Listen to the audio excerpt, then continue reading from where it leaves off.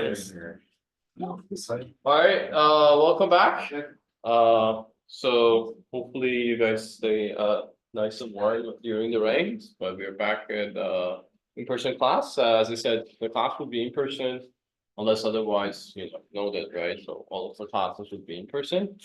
So today we're gonna start with the last presentation on the side channels, physical side channels attacks. Then we're gonna move on to the wireless security and finish that one as well, hopefully. All right, so very interesting paper. It's a little bit different than the other papers on this topic, but let's these guys present it and we're gonna talk about it later. Right? Awesome. So we're going to be talking about attacking PLCs with physical model aware rootkits. I'm Nathan. I'm Benji. I'm Kevin. Great. So the main problem, usually power grids and other types of large industrial plants, they typically manage things like our electricity. And our electricity, of course, needs to be very reliable and safe. And so it makes sense that we would have to keep these type of systems safe. So to introduce our main problem, we're going to be talking about industrial control systems. And these are typically managed by what's called a PLC, or a programmable logic controller. So these are used because they're very reliable, especially in manufacturing and industrial type of settings. And they're used to monitor and control things like plants or power grids. So here you might have the PLC, and it will be controlling the actual things inside of your power plant, like motors, actuators, relays. And then you'll also have monitoring sent from the sensors being sent to an operator through an HMI, or a human machine interface. So now imagine that somebody corrupts your PLC firmware. So what that means is that you'd be able to modify the controls or the commands being sent to your power grid. Now, as you might imagine, that can cause issues because now somebody can control the equipment managing your power grid. Additionally, now imagine that since they're able to control the inputs and outputs of your PLC firmware, they're also able to intercept the sensor data being sent to the operator. So while this is controlling the hardware and bad stuff is going on by a malicious actor, your system operator thinks that everything going on is all nice and dandy. And that can cause pretty bad issues. Oh, there you go. So to give a more formal view of the system, in the center, that's what would be like something like your power grid. And you have a network of PLCs managing that. And again, that's managing actual physical hardware, like sensors, actuators, or any other type of industrial equipment. That's being sent to a central control, which we're not going to talk about. But the important part is that it's also being sent to the HMI. And the HMI is essentially, can think of something like a tablet or a screen in which the operator can see the sensor data being sent from the power grid and be able to analyze and make sure everything's going on correctly in the plant. Cool, thanks, Nathan. So we're going to be talking I'm going to talk a little bit about how the PLC actually is structured. So the PLC has both a firmware and a control logic level. So kind of like an application interface for the control logic and an OS for the firmware. And the firmware drives all those actuators and sensors and the inputs and outputs of those. And the control logic programs the PLC behaviors. So it's like a PID controller, essentially. It implements it in code. So as we alluded to earlier, you want to target the firmware to keep your attacks stealthy. So if you attack the control logic, the human has access to the memory of that control logic, and it's going to be picked up much more easily. So we'd rather attack and modify the firmware, keep our attacks stealthier, and potentially do more damage because we might be in there longer. Just as a side note, how do we modify the firmware? So you need a physical side channel, like the JTAG interface, or you can maybe corrupt the firmware through a firmware update, but those are usually protected by cryptography, so that's a little bit harder. We'll be talking more about this later. So we're going to talk now about the physics and control systems and how do we fake the data. So as Nathan said earlier, once you're in the firmware, you might be able to fake some data and have the human pretend or have the human believe that you haven't messed with anything. So as an early example, is a Stuxnet worm, which the US and Israel used to attack Iranian nuclear plants. So what they did is they recorded 13 days worth of data before they injected the code, which screwed with the reactor or the plant, and just replayed 13-day-old data to the plant operator. So they believed it would work. The problem is that a power grid is not a uranium plant. A power grid is a lot more dynamic, and a uranium plant is typically more static. So we need to fake the data in real time. So we need to fake both the PLC inputs and the PLC outputs. For the PLC inputs, you want to take the operator commands and the sensor inputs and the control logic and simulate a real or a fake, essentially a fake plan. Like if you hadn't messed with it, you'd be using a physical model of that. So there'll be some math and physics involved. To fake the PLC outputs, you want to have a malicious control loop in the firmware. So instead of a regular PID controller for a legitimate use case might minimize some cost function. Instead, we want to maximize that cost function and, in a sense, do maximum damage to it. And Benji's going to talk a little bit more about how to do that. Right, thank you, Kevin. So to actually attack a PLC, we consider two different types of methods. There's online and offline analysis. So offline analysis requires using like hex editors, disassemblers, so just basically your standard reverse engineering tools, while online analysis requires stepping in to functions, debugging, analyzing, and writing to modifying registers during the PLC's execution. So once that's, you first start with the offline, you extract the firmware binary files from the PLC processor, and you extract the memory files from the CPU through the JTAG interface. So once you do that, you kind of use like any ISA documentation depending on the processor, and you kind of work your way backwards to kind of find out what it's doing.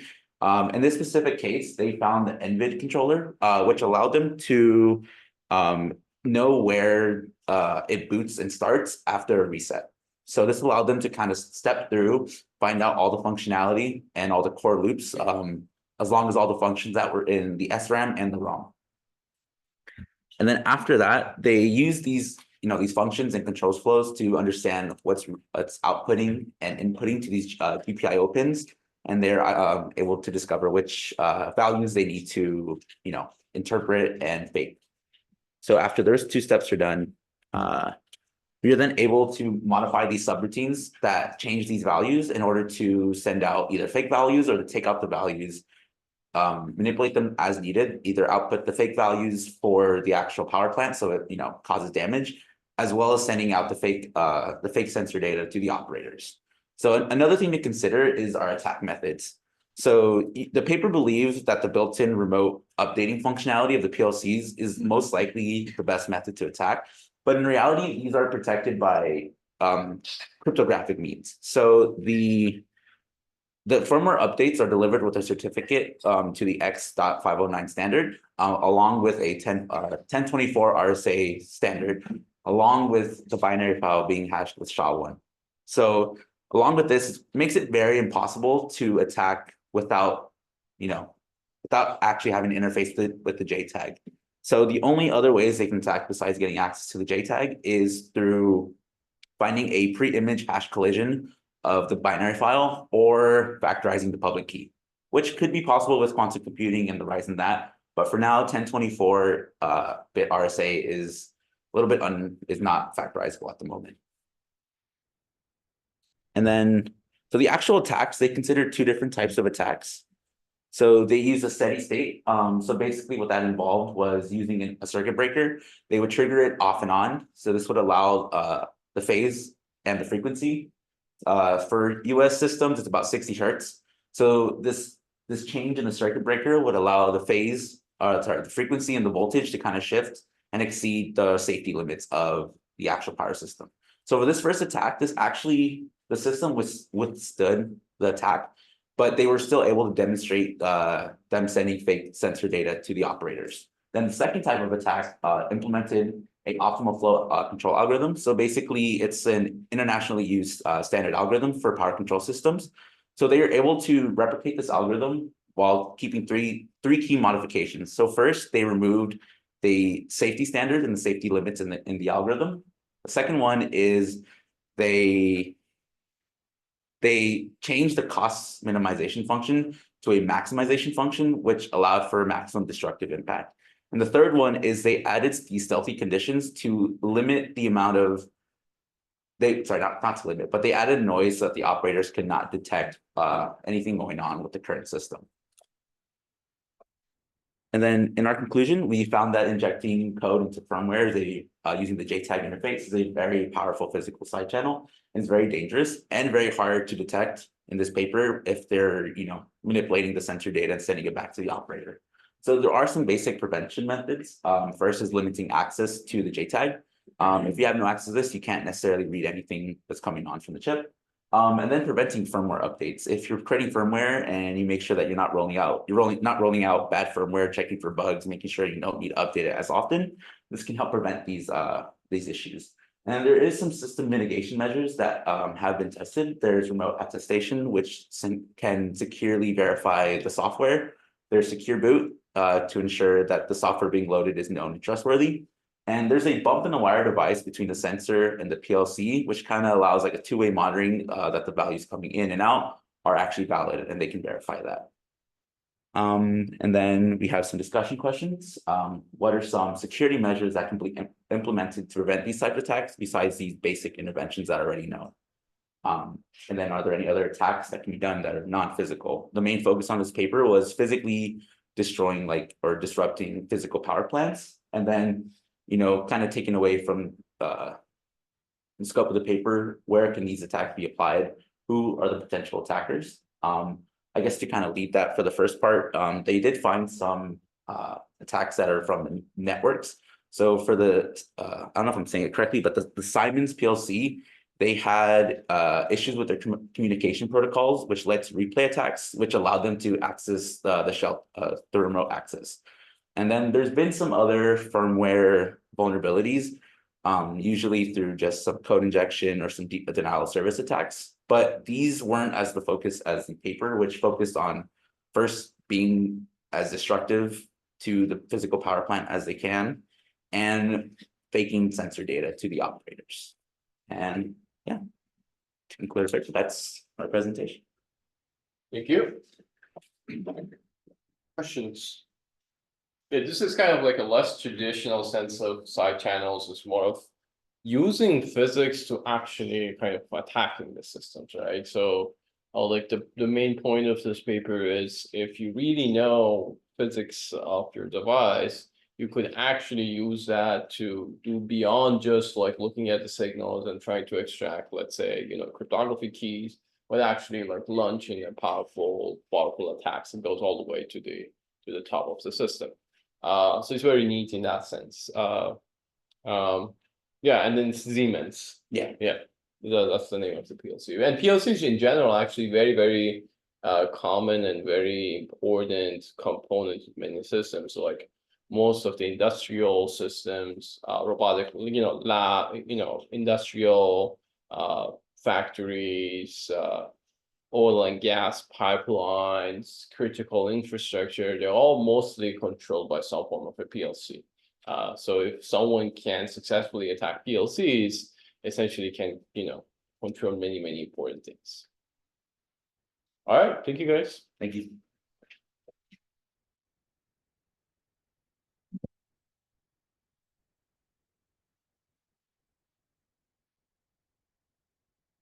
All right, so where are we?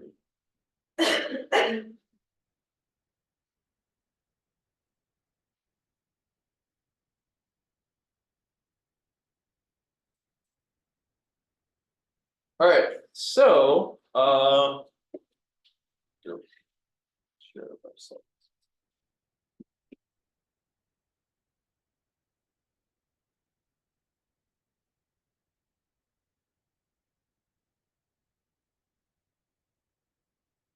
Okay, So on Monday, we were talking about, various different aspects of wireless security. We mainly talked about privacy and device identification. The last thing I want to talk about in this domain is authenticating physical attributes of the system. And we're gonna mainly focus on distance and location in authentication and authorization. So distance is kind of like the factor that we are looking at. Of course, there are many other physical attributes that one can look at, but distance specifically is very interesting. The reason that distance is very interesting is because there are lots of attacks that by kind of manipulating the distance, the attacker can do something meaningful. The big ones are what we call relay attacks, which essentially kind of trying to kind of mimic the behavior of distance, lying about the distance in order to achieve something powerful. Let me grab my laptop here.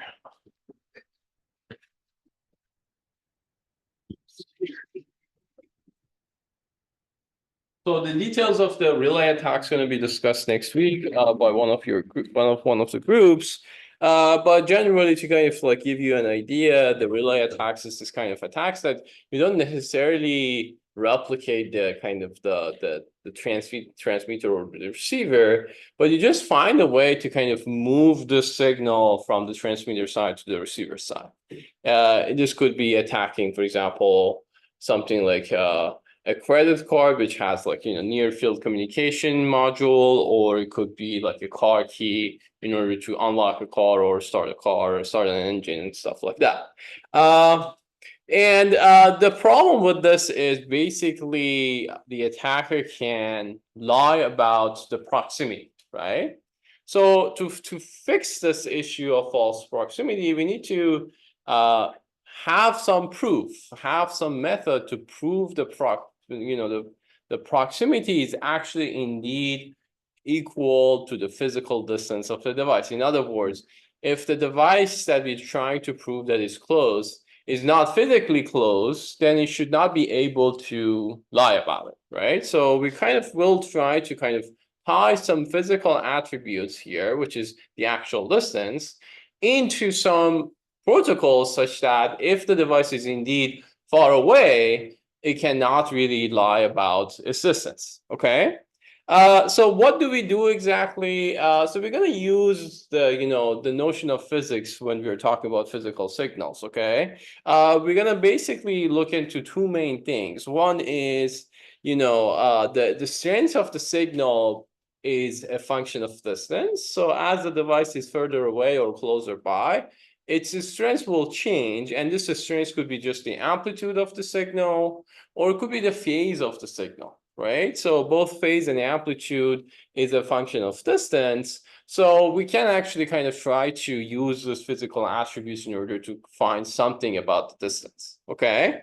And as I said, this phase could be also the similar things. Essentially, by knowing the distance and the period of the signal, one can estimate the phase of the arrival. And then lastly, the time of flight, that is the time it takes for one signal to move from point A to point B, or you can even think about the round trip time of going from A to B and coming back to A, like it could be one way or a round trip. This time of flight is also a function of distance because, basics of physics, that the speed of light is something constant.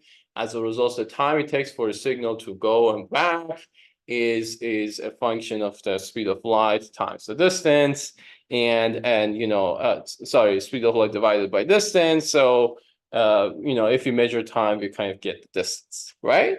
And the interesting thing about these is that the physical attribute cannot be changed. You cannot change the physics, right? You cannot change the speed of light. You cannot change the change of phase, or you cannot change the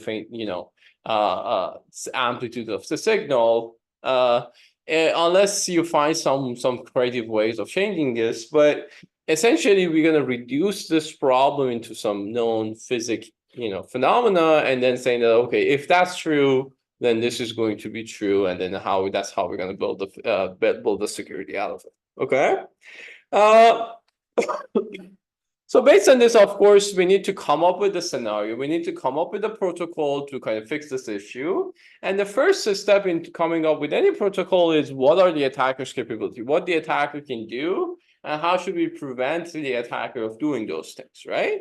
So essentially, the attacker can do things such as replaying or amplifying, right? So for example, the attacker can get the signal from some distance, and instead of like just letting the signals to receive to the receiver, it can amplify it, right? Or for example, it can change the phase. It can delay it. It can fast forward it. It can do those things. So when I say, for example, that, oh, if we look at the phase gonna reveal something, I'm talking about the on-chain signal. If the adversary kind of artificially changed the signal in some way or form, then of course this phase or this amplitude is no longer the correct amplitude.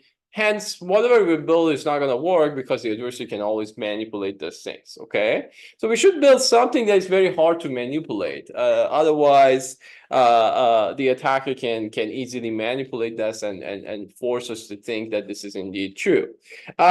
So it's kind of like the two examples that I'm showing you here is amplify and relay, which means that the attacker kind of presents itself closer or farther away than it should be by just amplifying the signal. Or the attacker can delay the signals in order to change the phase. And since phase is usually a circular thing, if you delay it enough, you can actually find the exact time and place to send the signal. So we need to kind of come up with solutions that kind of eliminate both of these amplify and relay and delay and relay kind of attacks. Doesn't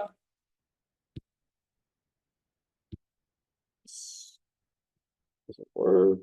Oops. Nope. Sorry about that.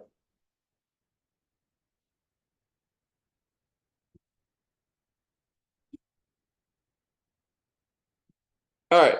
So in general, there's kind of these attacks that we need to be worried about. The first one is what we call a distance fraud, which means that if you have a prover and verifier, and by the way, prover and verifier is the device that it wants to prove its distance, and the verifier is the one that it trusts and kind of verify the distance. Okay. So for example, consider the car scenario, the key becomes the prover and the verifier is the car itself, right? So for example, what you want to have is you want to have a mechanism that if key is further than some threshold, then if it sends the signal, the verifier understands it and rejects it, right? And if the key is closer than some distance, then the car unlocks itself and the user can actually use it, right? So the distance fraud attack is basically this attacks that the prover P tries to prove that he's close to the verifier, but indeed he's not, right? So this is kind of like the classical type of fraud that you can have. The mafia fraud is kind of some form of a distance fraud, slightly different. And the idea is that you have a prover and you have a verifier, and then there's the adversary player here that's kind of tries to trick the verifier to think that the prover is closer. Okay, so the difference between distance and mafia is, in this sense, the prover itself is the attacker. It tries to kind of just lie about this distance. In the mafia fraud, there is an adversary kind of doing some form of relay. Okay, so this is where the key itself is not compromised, the verifier is not compromised. There's just this method that the adversary is using in order to kind of lie about the distance. Okay, we call this a mafia fraud. Then we have the terrorist fraud, which is, it's kind of like the collaboration between the adversary and the prover. So together they kind of tries to fool the verifier and say that the prover is indeed closer than what it should be. So the attacker kind of finds some way to kind of hack into the prover, and also has extra capabilities in terms of like relaying or amplifying and so on and so forth. And together they're gonna attack the verifier. Then, of course, we have some other types of attacks, including the impersonation attacks or fraud, where the adversary tries to mimic the behavior of a prover here. Okay, so in other words, we're trying to, for example, clone the key or clone the signal, something like that. So we're not trying to kind of fool as a prover, but we are trying to just mimic the actual key and then sending the signal. And then lastly, the distance hijacking is the ones that we have other provers, and the adversary use those other provers to kind of like lie about the distance of another prover, right? So maybe there are some other keys in the vicinity, and the attacker kind of use those signals in order to kind of lie about the signal. Okay, so these 5 different types of attacks that we need to be worried about in this concept of verifying the distance. Of course, these first 3 is kind of like the main ones. The distance one is like the most obvious one. More sophisticated one is either mafia, or the high end is the terrorist one. And then the impersonation and distance hijacking is all other types of attacks. Okay, so what can we do in order to fix this problem? Of course, you can, you can robustify your methods of receiving the signals and so on and so forth. You can use better cryptography and all those things, and that's one thing we do. But the one that we're going to focus on, and it's been used a lot in this domain, is methods, active methods, in order to kind of follow a specific protocol, such that if the verifier and prover follow those protocols, then it's guaranteed that the distance cannot be mimicked and cannot be lied about. Okay, this is under the umbrella of this protocol called distance bounding. Which the idea of distance bounding is that if I have a verifier that has some form of a receiver, an antenna, for example, because we are mainly talking about RF signals here, then we want to have a protocol such that I can clearly kind of like draw some form of boundary, and saying that it's not possible based on this following this protocol that there's a prover closer to here and there's a prover outside this here. So we're gonna basically saying that, oh, if the prover is closer than that distance, then that's great. But there is no possibility that the prover is here, but thinks that is that tries to mimic the distance and pretend that it's here. Okay, so what we're trying to do here is saying that we can find the exact bound of the distance of the prover, and the prover, if the prover is outside that bound, it cannot lie itself and kind of prove itself that it's inside that bound. Okay. Another example of this is essentially we want to have a methodology that if, for example, we send it, so let's say this is the prover and verifier is basically a tag-based method. If the tag is received from some distance within the accepted range, we want to accept this. If the tag is beyond this kind of accepted range, we want to reject this. And on top of that, this is just a normal operation. On top of that, we want to protect ourselves against various different frauds, the distance and mafia and terrorists, which means that if the adversary is indeed here, but tries to mimic its behavior and say that it's here, we want to reject that and say that, no, you're indeed far away, you're doing something wrong, and we can detect. Okay, so that's the idea of distance bound. How do we do it? We're going to use cryptography and some tricks of system level tricks in order to kind of like establish an upper bound for the physical distance. And of course, all of these things based on 2 fundamental kind of facts. One is the physical characteristics of the signal, which is, for example, the speed of the light cannot be changed. And secondly, based on the security of the crypto system that we're going to use. So for example, we're going to use some form of hashing or some form of MAC. And if the MAC is secure, then distance bounding is going to be secure. We already discussed the security of the crypto methods, and we already kind of have, acceptance and kind of trust on the fact that crypto is secure. So then we're going to basically build on top of it for distance bound. Any questions so far? So first of all, let's see what you guys think about like how can we kind of build a distance bounding? Any suggestions of like how can we kind of like what we can do? Of course, let's say for example we start with some form of method like this that the verifier send a message to the prover and wait for the response. And then based on, as I said, based on the speed of light, we know that the distance is the difference between sending this signal and receiving it times the speed of light divided by 2, because this is a round trip distance. And for example, based on this, we're going to say that if distance is less than the threshold, we're going to accept this. If it's more than the threshold, we're not going to accept this. So what's an obvious attack scenario in this system?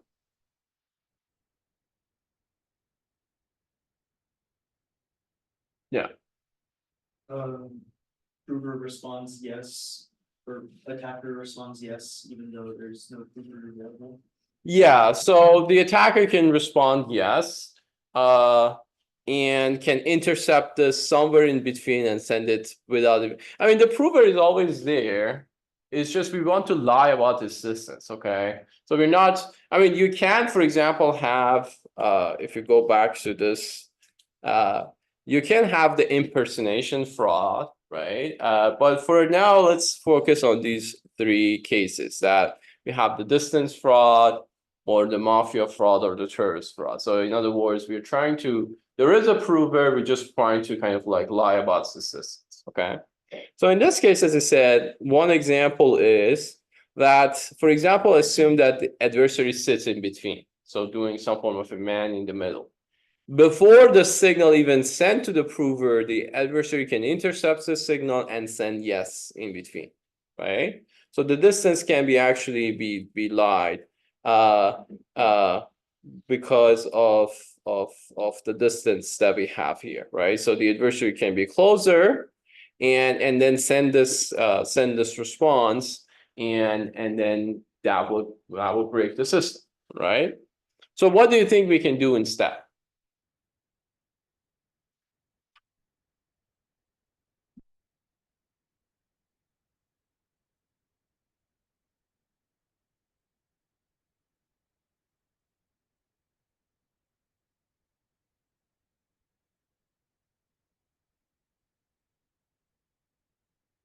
If the message, so what is the problem here? The problem here is that the adversary can predict what is the response, right? If we can somehow make the response unpredictable, then we have to wait for the prover to indeed provide the response, right? Because here again, the adversary is not cooperating with the prover. The adversary is just a different entity. It's just gets the signal and relay it. So the adversary can send and receive arbitrary signals. It cannot generate new signals. So if we can somehow tie the response to the prover, then the adversary cannot lie about, cannot really generate its own responses, okay? So how do we do that? We do that using some form of kind of function that's based on this message, right? And then this function can only be computed by the prover. So for example, we tie into some form of cryptography, keys or secrets that only the verifier and the prover knows about it.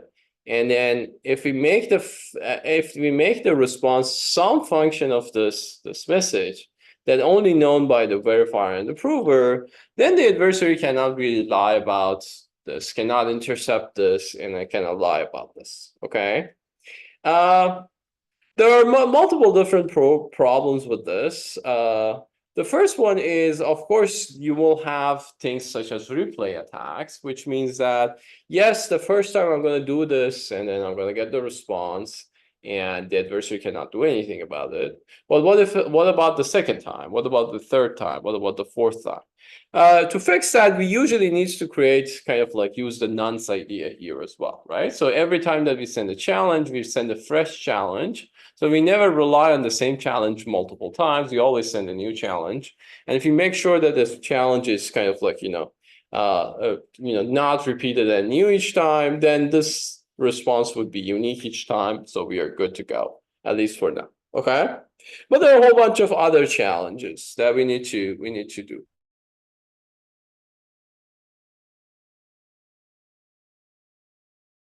So first of all, format of all something and the receiver gets something. It's what we call a challenge response paradigm, okay? So what the verifier sends is a challenge, okay? What the prover respond is a response. And the challenge response paradigm is basically the set of protocols that define what sort of challenge needs to be sent, what sort of response needs to be get, what should we do in order to verify the response, and so on and so forth. This is what we call a challenge response paradigm, or CRP. So CRP is actually used a lot. Later on, when we were talking about attestation, you're going to see the same exact protocol.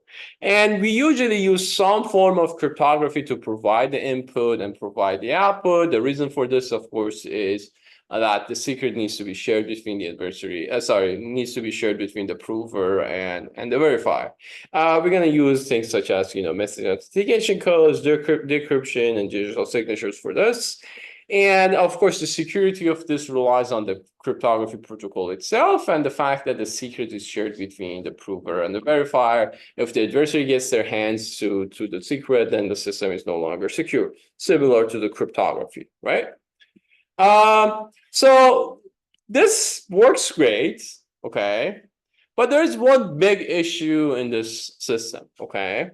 The issue in this system is what we call a delay issue. And there are two sources of delays that we need to fix in this system. The first one is the processing delay of the prover, because when we send so remember that all of these things based on timer. So you have time one, this is when we send the challenge. Then we receive the response, and this is time two, and then we're going to do T2 minus T1 divided by 2 times C, and that is the distance, okay?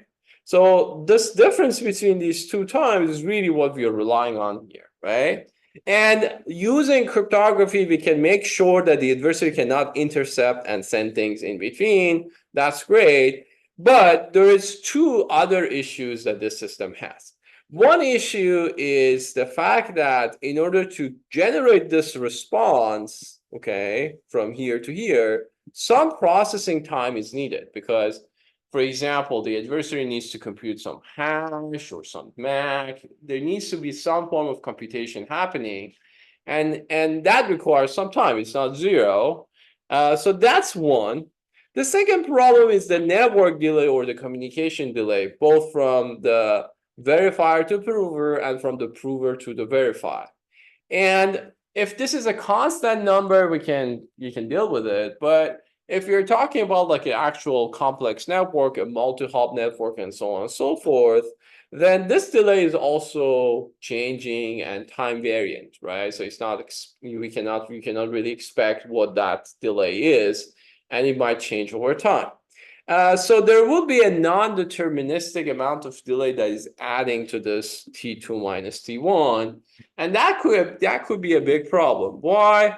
Because essentially what will happen is that if I go back to this, there will be this additional delta because of these kind of non-deterministic areas, and this could be because of the processing, or could be because of the network. But imagine that this delta can actually be translated into the distance for the attacker. So even tiny amount of like inconsistency in this delta could be exploited by an adversary to lie about the distance. So how much is that distance? Actually, if you look at this, you will see that even tiny bit of delta, so I think 1 millisecond's difference of this little delta here would result in about 93 miles of different distances, because C is a very large number, right? And 1 milliseconds of that very large number will result into around 93 miles. Okay.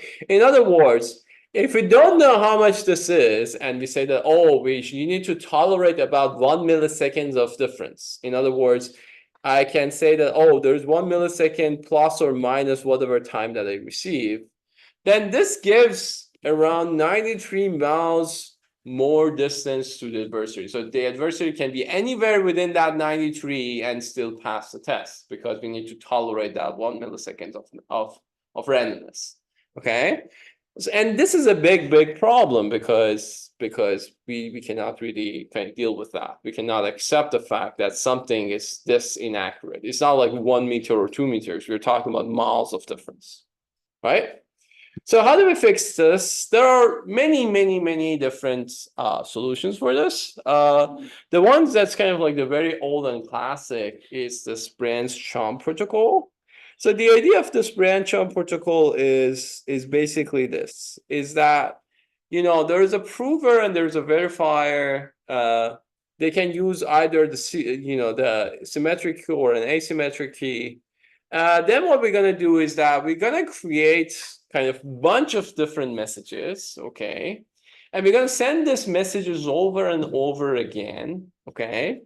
And the response calculation should be something very simple, such as, for example, an XOR or something like that. And then we're going to collect these results, and then we're going to average over time of these. And the fact that, you know, I'm sending many iterations, multiple iterations, and I basically do the averaging. And the fact that the response computation is very simple, gonna basically fix both of the problems. It's gonna fix the issue of variable time variant networking, because on the average, I can see the average behavior of the network. And the fact that this response computation is very simple, it only adds 1 or 2 cycles, which is much less than 1 millisecond delay that I said, okay? So using these 2 methods, then I can basically achieve a proper distance bounding system, okay?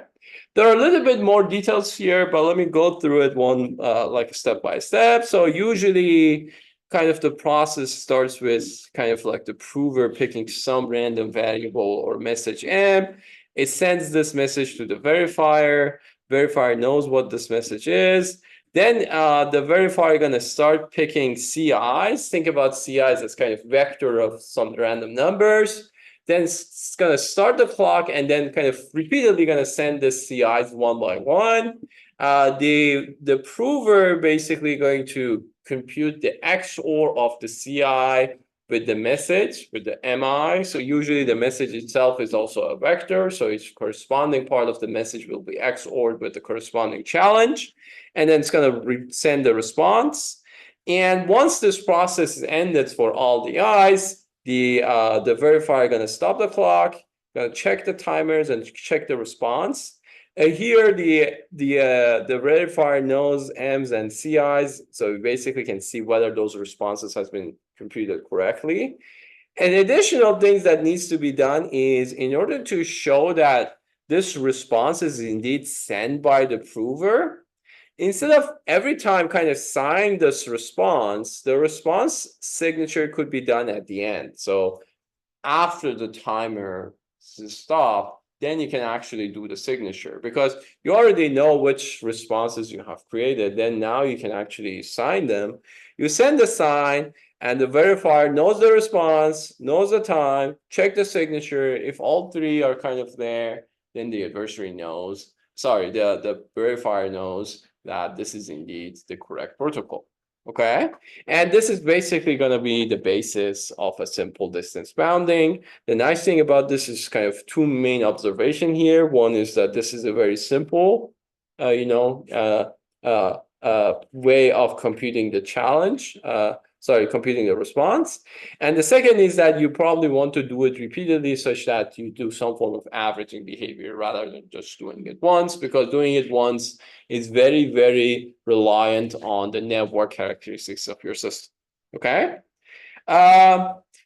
So the reason that we are kind of moving this signature here is, you know, the time consuming part of this protocol is the digital signature, or the MACing part. Okay, MAC requires lots of computation. If you remember when we talked about HMACs or CMAC and so on, we showed that there are lots of things going on. As a result, this expensive processing thing is actually happens at the end of the protocol when the timer has already stopped. And the nice thing is that you can always kind of verify the things that you have done before, right? So that's kind of like the main thing that is happening here. And then another observation is that during this critical path of like sending and receiving, we are only doing the XORing. And again, the comparison of whether or not these responses was correctly computed is doing at the end of the protocol after the timer has been stopped. So during the timer time, you just send and you receive, and then your computation is just as simple as just a tiny bit of XOR. So this XOR here, as you can see, this time, the processing time is much, much less than the send and receive time. And as a result, it's completely negligible in this system, okay? Another optimization that people have found. So by the way, this is kind of like the basics of distance bounding, and there are like 50 to 100 papers after this very first one. The very first one is introduced in 1993, okay? But then, as I said, there's still lots of papers published every year on distance bounding, and there's still optimizations on every single aspect of this. One of the optimizations that I want to show you here is this. This is a fairly recent paper. The interesting observation here is that even though we do a simple thing such as an XOR or comparison, right? Still, the signal needs to go through the analog to digital conversion, right? So if I go back here, this protocol, so the data is being sent from the verifier to the prover. And we are talking about analog signals here. These are RF signals, these are wireless signals that are being sent and received. They're not like digital values. So in a real system, this needs to go through the antenna, needs to go through the amplification, the filtering, detection, demodulation, analog to digital conversion. Now we have the digital value. Now we can actually do the XOR here. And then again, it has to go through the same process in the reverse order. So we need to do a digital to analog, modulation, filtering, amplification, and then send the data, right? So lots of analog domain, computation needs to be done. That's kind of adds into the delays of the processing. So even though the processing delay is very small, this analog to digital and digital to analog conversions are a significant delay, assuming that you're doing it many, many times. So in order to fix this issue, they have this very interesting idea, which called challenge reflection with channel selection, or CRCS, which the idea is that I don't need to kind of actually compute the XOR. What I would do is basically based on the bits of the response, I can decide whether I'm gonna reflect the signal so I'm sending two challenges, for example, and then I'm going to see which one I want to just reflect, to send back, okay? And the nice thing about this is this is completely analog, right? So you don't need to even compute the XOR or go to digital domain. You just, whatever signal that you're receiving, you either send it the first one or second one, and that will be your response. If it's bit 0, you, for example, send the first one. If it's bit 1, send the second one. So you're kind of doing analog computation in some sense and stay completely at the analog domain. And the verifier will just kind of like, collect all these bits, zeros or ones. And as I said, at the end, it's going to see that whether this response is a correct response or not. And another thing that going to happen is that the signature is going to come at this point, and this signature is a valid, digital signature that's been sent by the prover. Okay, so the kind of collection of this will make sure that the distance bounding algorithm is following correct. Does that make sense? All right. So this is kind of like, as I said, distance bounding, lots of different ideas there. I'll just give you an example of this. Let me see if I have. No, I don't have it. I'll post also like a very nice survey on distance bounding if you're interested. There are a whole bunch of ideas there that would be nice to kind of look at it. Actually, let me see. Sorry. think I might have it.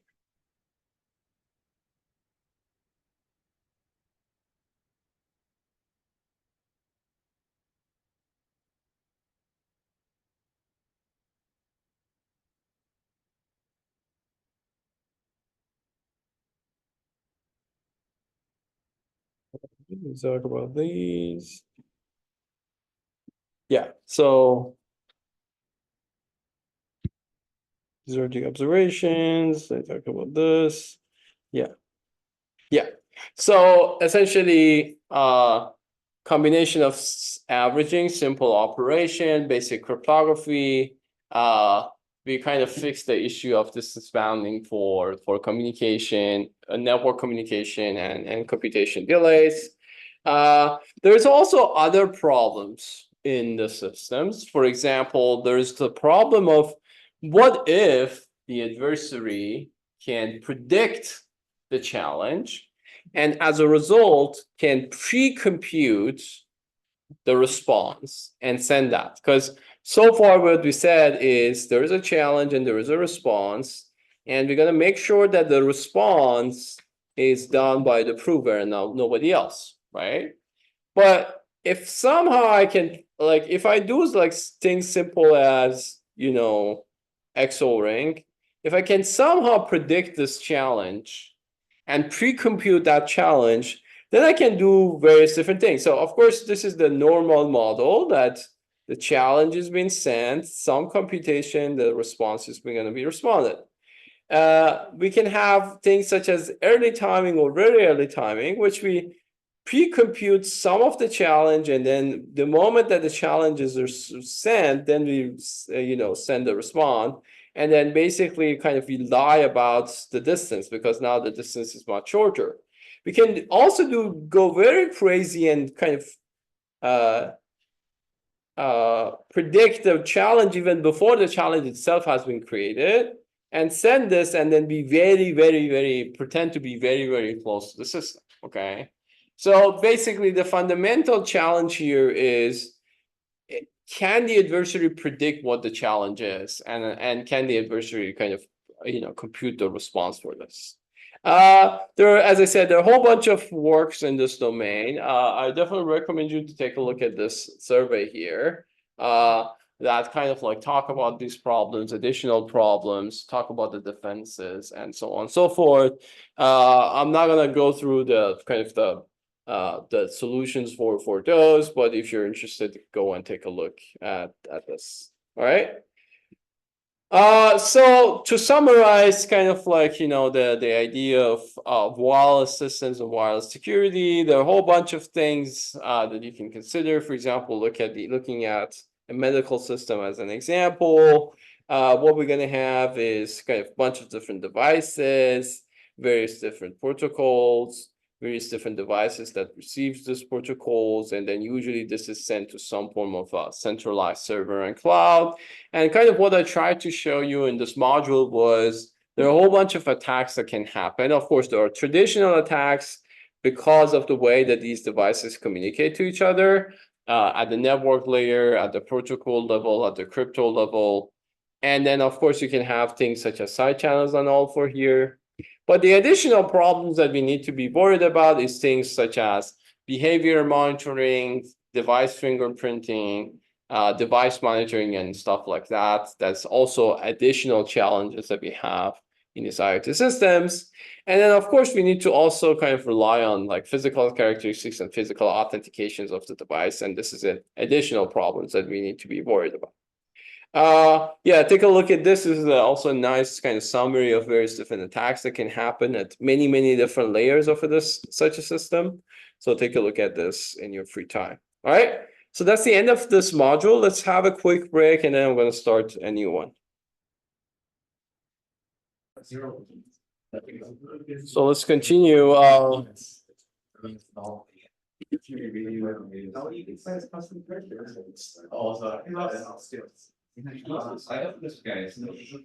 Generally, before we get started, any comments about the projects? Did you like them? Do you not like them? Anything you want to, any comments, feedback?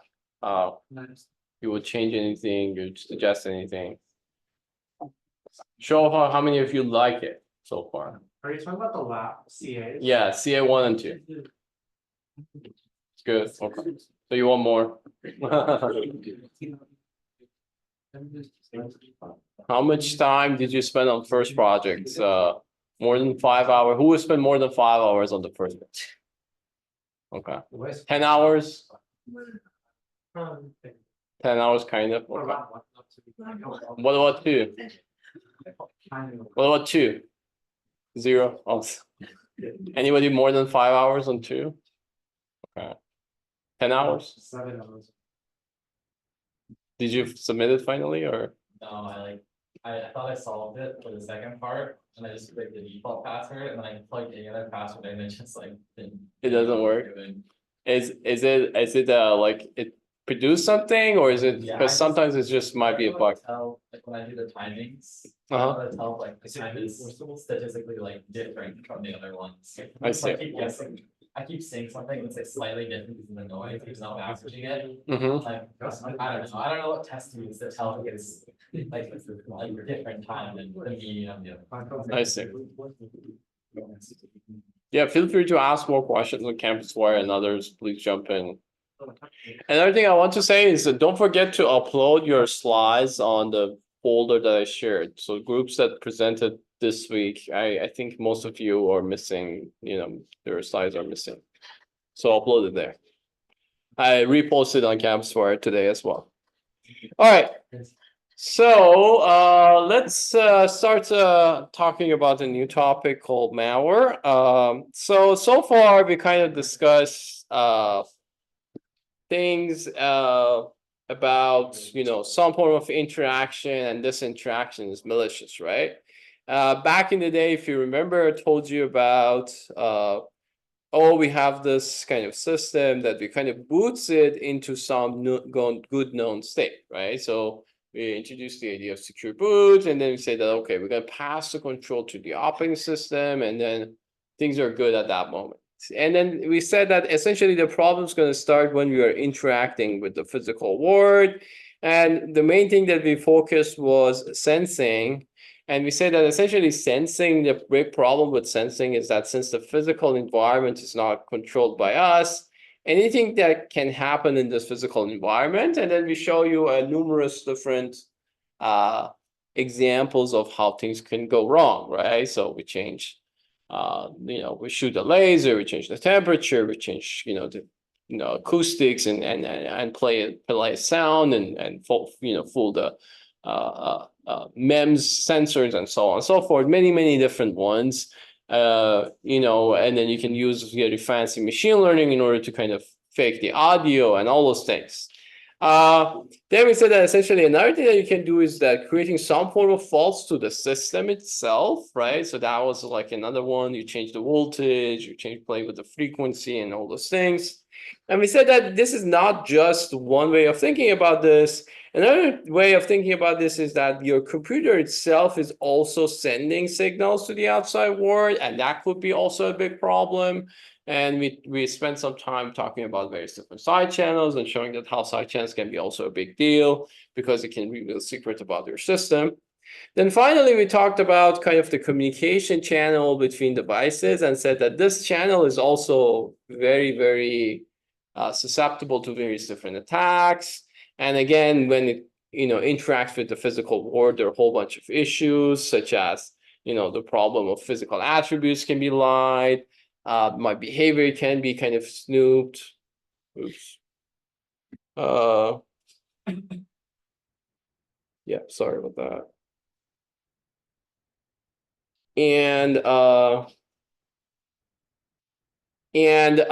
So my behavior can be snooped, activities can be recognized, and so on and so forth. And we talked about that basically in the previous module. Now we want to talk about the dynamic security. That is kind of the device is working as it should. And then you're kind of loading programs and start executing programs. But this dynamic behavior also creates lots of issues and security challenges for us. And specifically what could happen is that the adversary can kind of use the software or the software hardware vulnerabilities in order to do something malicious, to kind of like take control of the system or change some data or force the system to execute something that it shouldn't, and so on and so forth. In other words, trying to launch some form of attacks just during this normal, exchange of data, quote unquote. So we're not really changing the physical environments. We're just sending and receiving commands with the device, but we managed to send some malicious commands to the device during this process. How do we do that? We usually kind of like, there are various different ways, and that's what we're gonna mainly focus on the next 2-3 weeks. So basically, so far we kind of talked about kind of the outside of the device, right? And things that can go outside of the device. But now we want to focus on inside the device, right? Things that happening in the memory, interaction with memory and CPU, and so on and so forth. So this is kind of like the second part of this class. So we're going to talk about these various ways of the system that can be corrupted, can be attacked, and so on and so forth. Usually this involves some form of malicious software, one way or another, gets into our systems and gets itself executed, and that could cause potential challenges. So how does this could happen? There are various different reasons. The number one reason is bugs. Software bugs or hardware bugs, mainly software bugs, is the main issue that could cause this. Sometimes there's also human errors. For example, you might accidentally click on a file or download a file that you shouldn't have, right? Or visit a website that you shouldn't, and stuff like that could happen. And this is mainly the human error.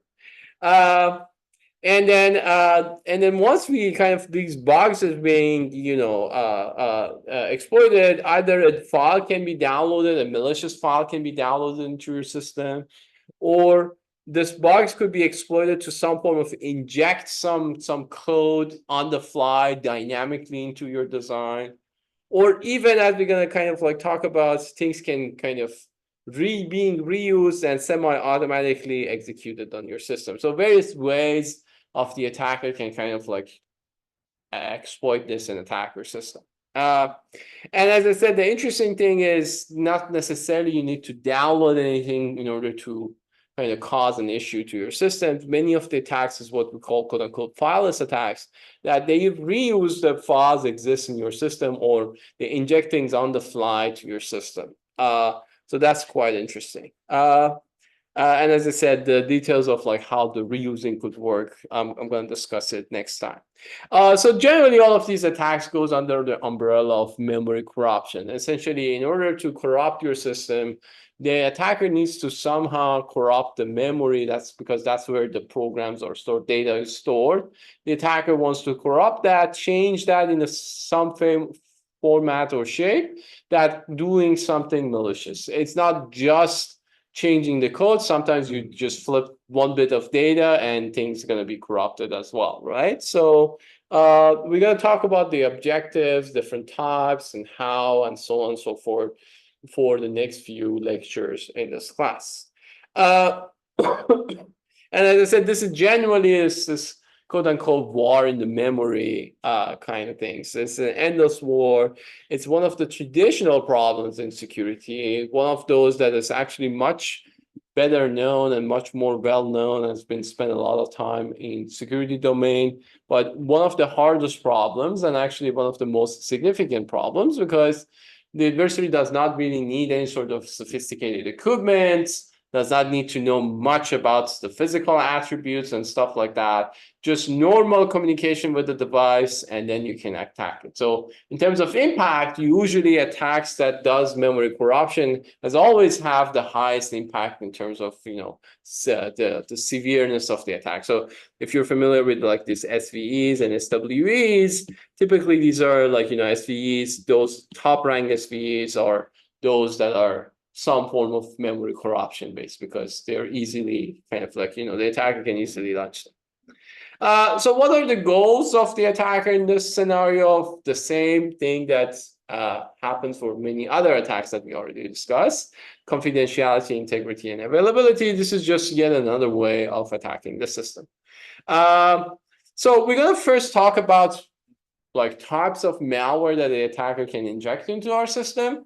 Then we're gonna basically take a step back, and next week we're gonna next week we're gonna talk about the ways that the attacker can actually kind of manage to download this or install this into your system. So we kind of like talk about the after the fact thing first, and then we're gonna talk about how such things can even happen. Okay. So generally, this goes under the category of malware analysis. If you want to describe malware in more systematic way, it's usually any piece of software that create with intent to cause some form of harm, which we call it malware. When we say malware, we are, as I said, we are mainly focused on the software side. There are equivalent of such malware behavior in hardware as well, which we usually call hardware Trojans, which we're not gonna be talking about in this class. There are a whole bunch of various different malware. There are viruses, there are worms, Trojans, ransomwares, botnets, adware, spyware, rootkits, and as I said, faultless malwares. Malvertising and adware kind of two various different forms of similar things that I'm going to describe. So for the next few minutes, I'm going to describe each one of these types, how they differ, and giving you some examples, okay? So different types have usually different goals and different types of operations. The main thing that's kind of differentiate these type of malwares from each other is the way that they spread, okay? The way that they create damage, and then whether or not they're trying to do one or another. There are malware that's their sole existence is just to spread themselves, so they're not doing really anything harmful per se. But once they spread themselves enough, then they can kind of couple with some other malware that then do something, very malicious. But there are some others that just doing harm. There are some that also tries to spread themselves and doing harm. Of course, when we're talking about malware, the important thing is you want to design something from the attacker's perspective. I'm talking. You want to have something that can easily spread themselves, because the more they're spread, the higher the impact will be, right? We are talking about one computer versus thousands of computers. So of course, you want something that can spread itself much faster. But also you want to talk about something that can have a significant impact once it's spread, which means, for example, I don't know, if something that can completely, disable your computer versus something that can just do some occasional things into your system. So various different forms of malware. So let's talk about them one by one. The most famous type of malware is a virus. A virus, as the name suggests, is a piece of malicious code that attaches itself to some benign program. As a result, when you usually have a virus, you download something normal, something benign, and unfortunately, part of that benign software has some malicious behavior attached to it. Usually, it stays dormant, which means that they're inactive unless they reach to the system and they become activated. As a result, they have usually some functionality in order to detect whether they are reaching to the place that they should reach, or whether there's additional steps for it to be there. Then once the activation logic is in place, then it needs also a launching kind of logic, which once it's spread itself enough and kind of the place that it should, then it should actually start doing the damage. And this damage is either it has what we call a payload itself that does something specific, or some of the viruses, as I said before, are just there in order to launch a secondary malware on top of it. So it's just spread themselves and infect all the systems, and then they have a mechanism to, for example, download another file or couple with another malware, and then together they're actually going to do something. A very famous examples of this is back in the day when there was this kind of emails and this graphics on the emails. There was this very famous I love you message that the emails were sent to people, and people click on the links and their systems were infected by a virus. If you're interested, take a look at the link that I provided here to learn more about this particular virus.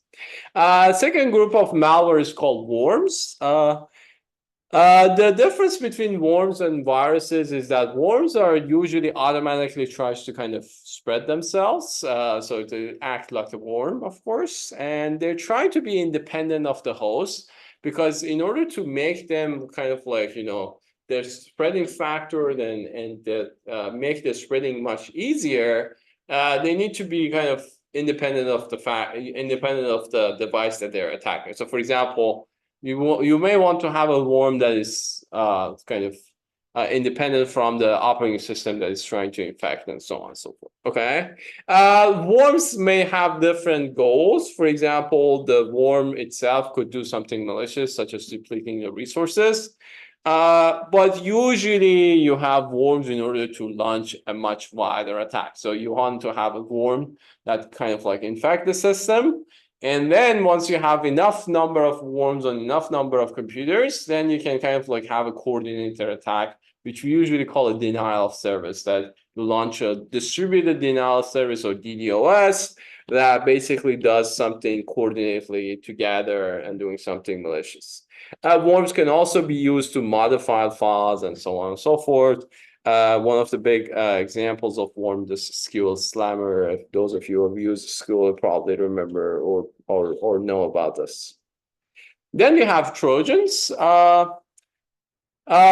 Trojans is kind of like very similar to viruses, but the big difference is that usually kind of like they're designed to kind of do some form of data exfiltration in most cases, or some form of spying. So kind of like the payload that they do is slightly different than a virus. Trojans usually cannot spread themselves, so once they infect the system, they cannot just go beyond that. So you need a Trojan. You always need some form of a host program for a Trojan. So it's kind of like the Trojan horse that you probably have heard about. So that's the same thing here. There's also, as I said before, there's a counterpart of software Trojan called hardware Trojans, which essentially is like a piece of hardware, like, your CPU memory, whatever it is. That part of this hardware is infected, and what it does is that at some point it gets activated and does something malicious. But when we say Trojan here, I mean software Trojan. That's the focus in this class. We're not going to talk about hardware Trojans. Okay. Then we have a more interesting type of malware that's becoming significantly more popular these days. I think this is now the most popular type of malware these days, and it's called ransomware. So ransomware has basically two parts. It has kind of like the virus part that is kind of like one way or another get into the system, either by attaching itself to some benign application or by just directly being downloaded or something. But then it has this important payload part, which is called the ransomware. And what the ransomware does is essentially goes through your memory and try to encrypt everything that you have in your memory. Okay. So for example, if consider your memory something like this, you have a bunch of different content here.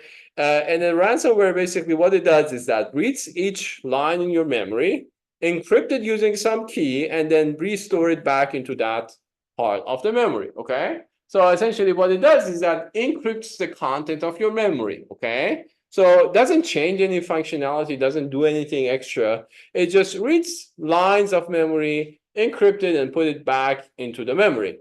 The interesting thing about this is that then basically this means that your data stored in the memory is completely useless unless you have the key that can encrypt this data, right? And this key is basically controlled by the ransomware. Nobody else knows about this except the ransomware program, right? So what will happen is that, ransomware usually goes through these databases of prominent systems like hospitals databases, universities databases and stuff like that. They encrypt the entire database. The database basically becomes useless, and they kind of print a message or something that, oh, look, your system has been compromised. If you want your data back, you have to pay us. You have to pay us the ransom. And then we can give you the key. But the nice thing about ransomware is that once you have the key, you can basically revert and recover your system, because all you need to do is kind of go through the memory and decrypt things, right? So the attacker can easily kind of helps the kind of the victim to recover the data by just giving them back the key. So it's not like viruses or things like that is kind of irrecoverable one way. This is actually a two-way attack. And as a result, it's becoming much more powerful and much more popular, of course, on the attacker's domain. And then it also coupled with things like Bitcoin, the easy way of kind of transferring money anonymously. Unfortunately, the ransomware is becoming even more popular these days. If you're interested to know more about ransomwares, WannaCry is like one of the very recent and famous types of ransomwares that's actually impacted a lot of systems recently. Then we have botnets or bots. Botnets are these piece of programs that all they do is kind of crawls through the internet and tries to find some username passwords in order to penetrate to a system and takes control of that system. In other words, that's kind of like hacking the device. And the goal of this is that we create an army of control devices, all coordinated because we have the username passwords to them, so we can run arbitrary programs on them. Once we have that, then we can use them in order to launch another attack. Usually we launch what we call a distributed denial of service attacks. A very famous example of this is actually Mirai botnets that happens in 2016. And this was the type of attacks that kind of like attacks a bunch of different websites, very famous websites, Facebook, Bank of America, PayPal, and those things. And since you're sending millions and millions of requests at the same time, you create a denial service. So you target the availability of the website because it's flooded with these requests, and the system stops working, and you have this malicious behavior on the system. And the Mirai one, and generally this botnet is actually very common. For example, the other day my students was telling me that our own website is like constantly being attacked by these type of wild bots, and so they're sending SSH requests using random passwords. That's where it's very important as a user to not use like default passwords. For example, this Mirai botnet attack, if you actually read the report, the funny thing was they found many, like thousands and thousands of devices that they have like things like admin, or like default passwords in their system. So they basically just search through the internet. They try different IPs. They use admin as the user and password. And bingo, they actually found thousands of devices that just has this default password. Like most of these kind of like routers and so on, they all have similar problems, right? So the botnet is kind of like this. It's crawling specific, like it has a very specific goal of crawling the internet, finding systems to penetrate, take your control of the system, creating an army, and then use that for some other malicious use. Then we have adver or malvertising. The difference between adver and malvertising is that adver is a form of a malware is a malware in a form of advertising. So all of those, like, oh, you have won this and that, and then there's this link for you to go and check it. These are all examples of adver. There are various different use cases for adver. For example, for tracking, for spying, for ransom, or just for annoyance. Then we have malvertising, which is sorry, we have the malvertising, which is kind of a way of infecting your computer. Sorry, I explained them differently. So adver is just like itself, the ad itself is a malware, versus malvertising is that, oh, you have won something, you click on it, and then your system is actually kind of exposed. Like you download a file, or you open an attachments and all those things. So these are all examples of malvertising. Okay.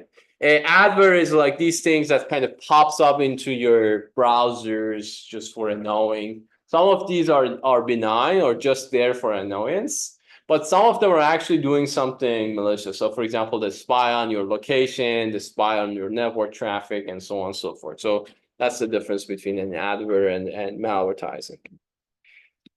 Then we have spyware. The difference between spyware and those others is that spyware is usually a piece of code that be installed in the system. The famous ones are like the spywares that does some form of keylogging. So for example, if you're using like some form of like, you know, public computer, I don't know, in a coffee shop, in a library, chances are that there is some form of spyware installed there, that whatever you click or whatever you type, they might actually already log it. It might be high, so be careful. So this spyware, as I said, is usually kind of the goal is trying to spy and collect some logs or information. The easiest, as I said, is some form of key logging. So whatever you type, it records, and then it can, for example, extract this information for later times. The other one is called rootkit. So rootkit has two different components. It has a root and it has a kit. The root means that, you know, it tries to get root level accesses. The kit part is trying to actually get those root level accesses. Okay. So the rootkit is trying to get kind of like privilege capabilities or privilege accesses into your system. And the big thing about rootkit is usually it moves around and tries to stay hidden from any sort of detection. Usually the goal of a rootkit is trying to get a remote user root level privileges to the system. So if you can do that, then the adversary, which is the remote user, then it can do any arbitrary things once it has the root level privileges to the system. Then, of course, we have the last group is the fileless malwares, that they're not necessarily a file. So instead of like downloading something and infecting your system, the attacker exploits something in the system in order to kind of either inject the code on the fly or reusing the code inside the system itself in order to do something malicious. Okay. There are two main questions here, and the one is like, how do we actually jump, and then how do we do these things? And the second is that where to store or where to inject the code and so on. That's actually the topic that we're going to discuss significantly in more detail next week. Okay. All right, so to summary, various methods exist for malware. And different ones has different goals and different ways of injecting your system and attacking your systems. In general, malware is unfortunately on the rise, similar to other types of attacks that we discussed in the class. Same reasons that we already discussed: more computers, you know, more connections, more significant devices, and so on and so forth. So you might also wonder, how do we create malware? And that's actually an active area of research as well. The better question that we are more concerned with is, how do we defend against malware?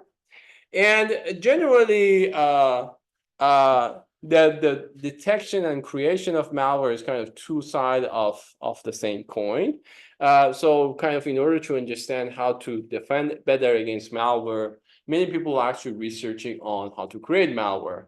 And that's why, you know, sometimes it's actually quite interesting to kind of researching on that side. And then, of course, if you remember, I told you that defense is usually much harder problem to solve, because when you're defending something, you want to have a complete solution, versus if you're trying to attack something, you're just trying to find a hole in the system, right? So it's slightly different problem to solve. Generally, in order to protect your systems against malware, there are two options that you have.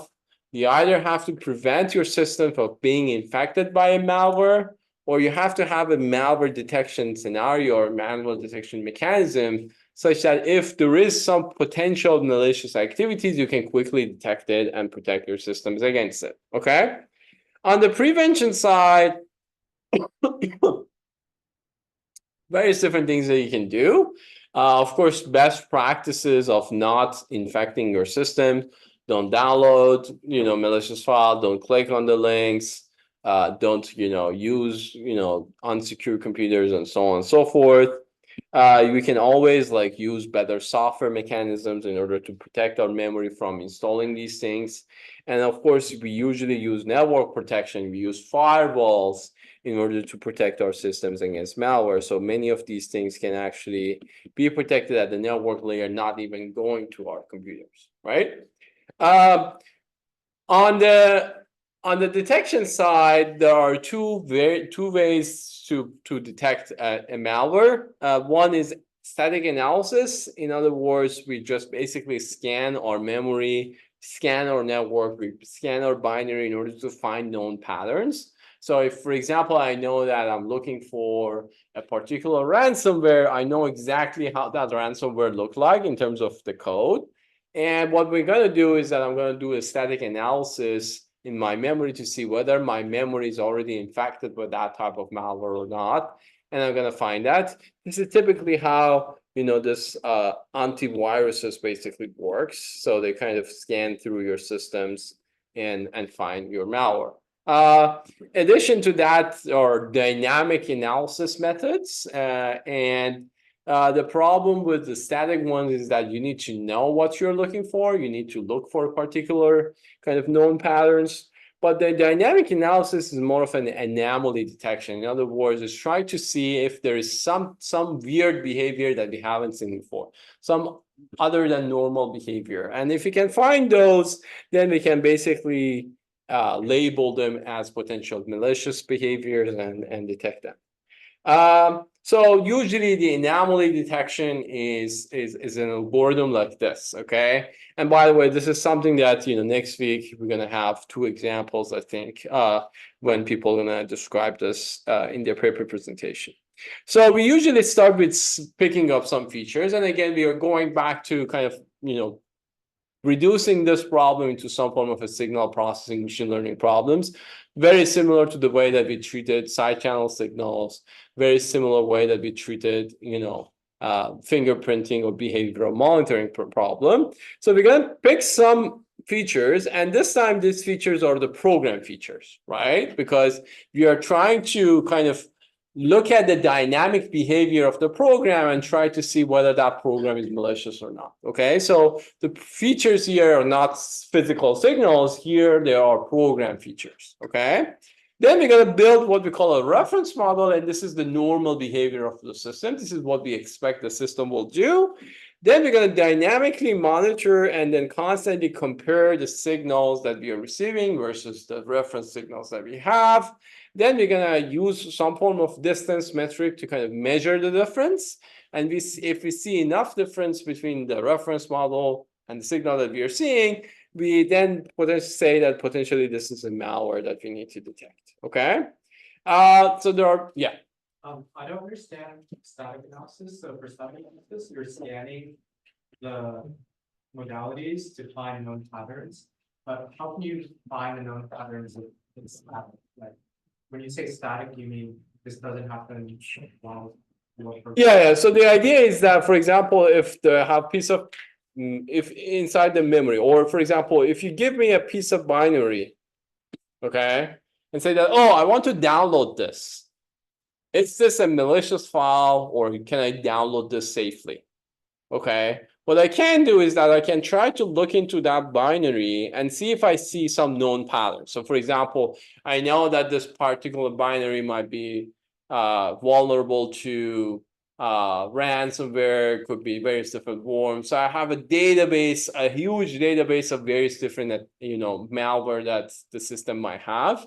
I'm basically going to try to see if I can kind of find any similarity between those database and the binary here.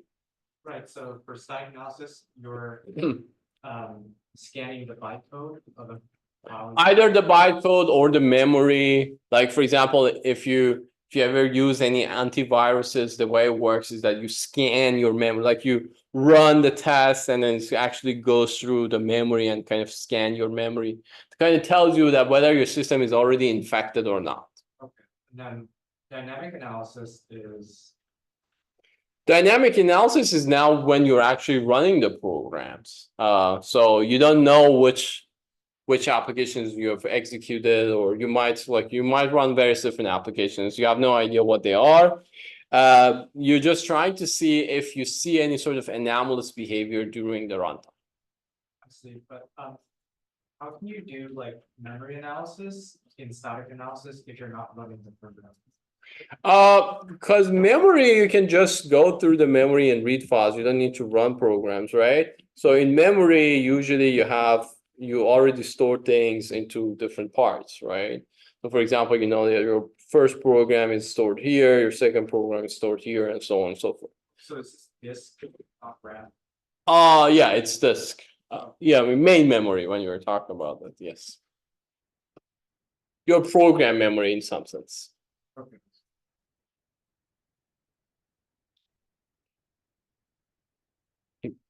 Does that make sense? Yeah. All right. So yeah, so we kind of do this. There are many questions that we need to answer, such as, oh, what features to use, what model to use, how to monitor dynamically, how to compare, what should we do even once the malware is detected, and all those things. We already answered many of these questions in the previous modules when we were talking about side channels, when we were talking about testing. And then we're gonna see some use case and specific examples next week when people are going to talk about 2 examples of this malware. So I'm going to let people talk about those, and then we're going to revisit this next week. And so I'm going to just very quickly talk about different, examples. For example, features that you could use is network activities, RF signals, softwares, instruction level, hardware, and so on. One of your computer assignments is going to be actually based on this third bullet. So we're going to extract some instruction level, like system calls, functions, and stuff like that. What model to use? Same old things that we use, like signal processing, machine learning, deep learning, hybrid methods, all those things. Of course, when you're training any sort of a model, you have to be worried about the coverage. Are we really seeing all the possible behaviors when we are doing the malware detection? The reason that this matters is that since we are doing anomaly detection, the anomalous behavior could be just because you don't have a holistic model. There are some legitimate behaviors that you haven't seen before. So you need to have a very decent coverage when you're detecting this. But of course, when we're having a model, we also have to be worried about the overheads, because this detection mechanism is going to run in parallel with your normal activity. It's going to be always on kind of thing. So you need to have a model that's like very lightweight. Then the question of how do we compare? How do you even detect that there is an anomaly behavior? And then that's where you're going to need to have various different metrics. You can have statistical tests, some thresholding, machine learning, so on and so forth. And of course, false positive versus true positive is very important in malware, because false positives is a big problem in malware, because remember, if you think that a malware is happening, you have to immediately stop the execution, right? So any false positive kind of create a disruption to your system. So it's not like, oh, yeah, I think it's a malware, but it's not, so let's move on. It actually creates some stoppage, some disruption. So it's important to have this false positive as minimum as possible. And then last question is, what will happen once we detect the malware? So usually there's various different ways of approaching this. Typically, malware is kind of a multi-level thing. So it's not just one malware detection that makes all the decisions. Usually, once we detect the malware, it goes to a higher level. So for example, like the hardware malware detector detected malware, it goes to another layer, and so on and so forth. We usually have a multi-defense system that, for example, we detect the malware and then we do something else, or we stop it, or we notify someone else, and so on and so forth. And of course, when you're talking about anomaly detection, we have to decide whether we need to be aggressive or more conservative. So for example, sometimes you can say, we think it's a malware, but we're not gonna really do anything about it unless we are really, really sure. Versus, for example, for more high-end systems, you may want to be very, very aggressive and say, oh, okay, we think there's like a slightest chance of malware, then we're gonna protect the systems against it. And then last thing about malware is that the malware itself can adapt its strategy. So whatever analysis that you do, for example, you say that, oh, I'm gonna like monitor this particular behavior from the system, and if I see anomaly, I'm gonna report it. What if the adversary knows that and tries to kind of adapt itself, right? So we have what we call evasive malware, that what they do is that they kind of like, dynamically change their behavior as well. So your detection is not only just detecting some form of anomaly, but also an evolving anomaly you need to detect in order to be protected. All right, so that's the end for today. Next week, I'm going to start talking about how these malwares can actually inject themselves into the system.